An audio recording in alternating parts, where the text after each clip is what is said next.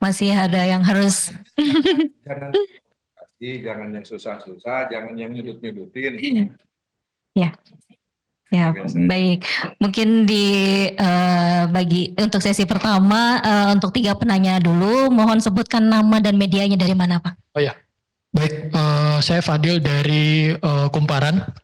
Mohon izin tanya Pak Yeka dan Pak Fadli. Tadi dipaparkan bahwasannya dari pihak Ombudsman sudah melakukan pemeriksaan kepada para pihak. Dan tadi dipaparkan ada beberapa, tapi tidak ada terlihat atau mungkin tidak ada dipaparkan bahwasannya ada melakukan pemeriksaan terhadap kepala desa yang berada di kawasan pagar laut itu. Apakah memang Ombudsman tidak melakukan pemeriksaan terhadap kepala desa itu atau bagaimana? Dan kalau misalnya memang tidak dilakukan pemeriksaan itu alasannya kenapa? Dan apakah selanjutnya setelah ini dari Ombudsman ya bakal melakukan pemeriksaan terhadap kepala desa itu, mungkin salah satunya terkait dengan di Desa Kohot. Mungkin itu saja Pak, terima kasih. Siap. Terima kasih. Langsung jawab saja.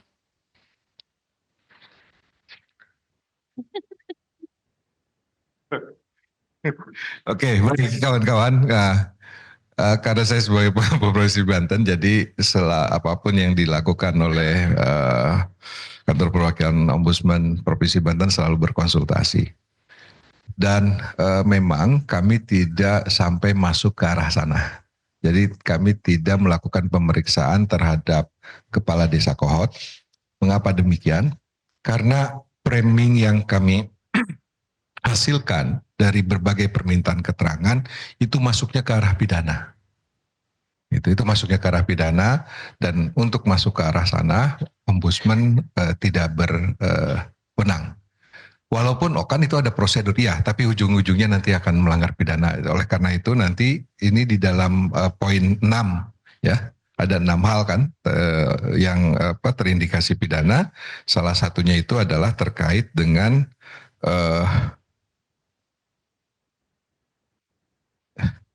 yang mana?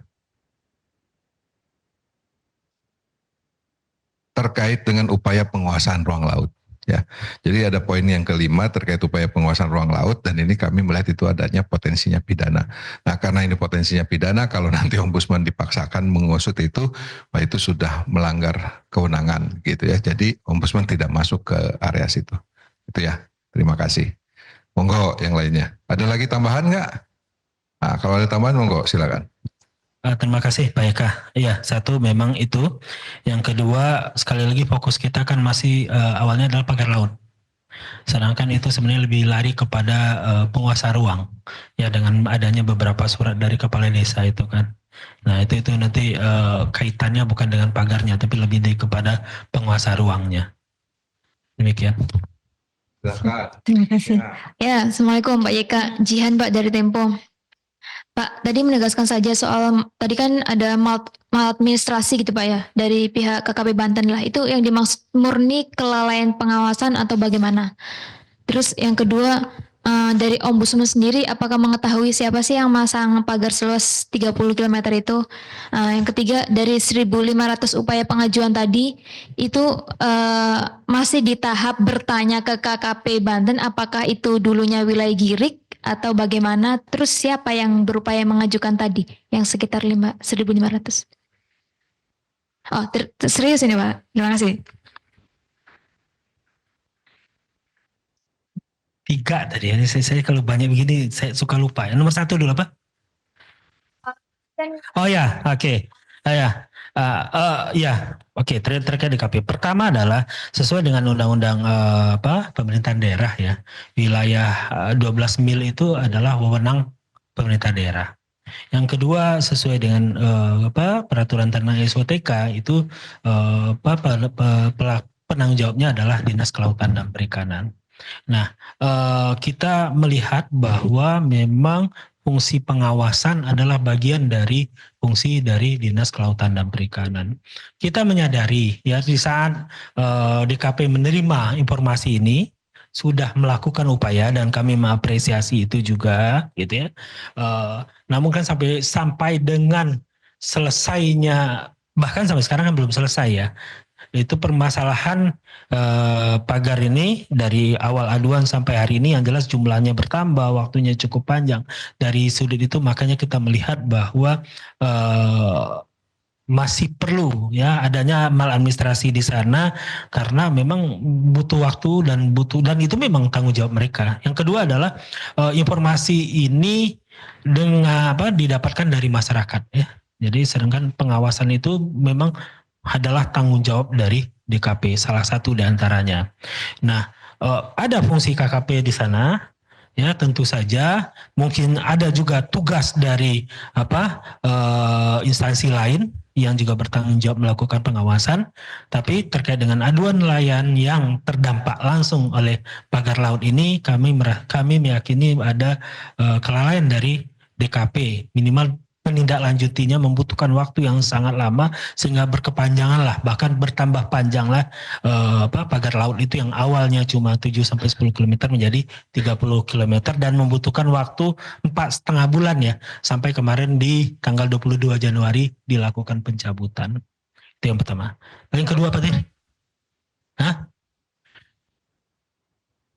Ada upaya KKP melaporkan kepada DKP. Melakukan patroli, DKP melaporkan kepada KKP, melakukan patroli secara bersama-sama, menghentikannya juga, ya, menghentikan di bulan Oktober ya kalau saya tidak salah, menghentikan. Tapi kenyataannya kan satu, itu bertambah panjang.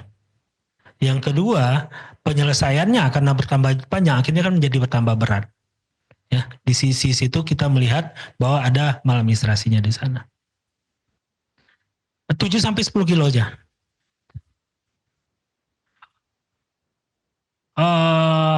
Kita tidak bisa menyatakan apa. Yang jelas ada upaya sudah, tadi tidak maksimal sehingga sampai sekarang akhirnya menjadi membutuhkan waktu yang sangat lama.